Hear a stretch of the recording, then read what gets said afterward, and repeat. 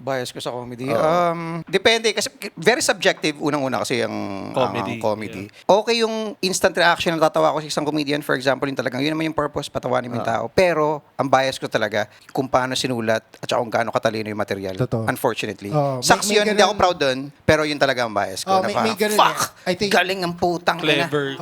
Pero hindi ako tumawa na malakas may Yun ang ganun, bias mo. Meron yung mga tao kasi leaning towards gusto ko yung yung nakakatawa. I mean, gusto natin nakakatawa, pero meron kasi yung nakakatawa for now, pero hindi nakakatawa later. Era And then appropriate. meron din naman yung nakakatawa ngayon, pero putang ina, 5-6 years and beyond, nakakatawa pa din. Timeless. Timeless. So minsan dun papasok yun nga, yung biases mo na parang minsan yung, eto magaling na komedyante kasi matatawa sa kanya eh. Pero kasi kung titignan mo kung halimbawa, isa kang comedian na very committed ka sa pagsusulat, nabababawan ka minsan eh. Nalalamlaman ka sa ganun eh. So, and then if ikaw naman yung comedian na, tanga na, para saan ba tayo nandito? Para saan ba tayo nandito? Di ba magpatawa? So, ano bang inaano mo? Basta tumawa. Okay, ganun eh. Ang issue dun, walang tumawa. Oo. Kung magagaling ka naman sa mindset ko na, sometimes, that box to, guys.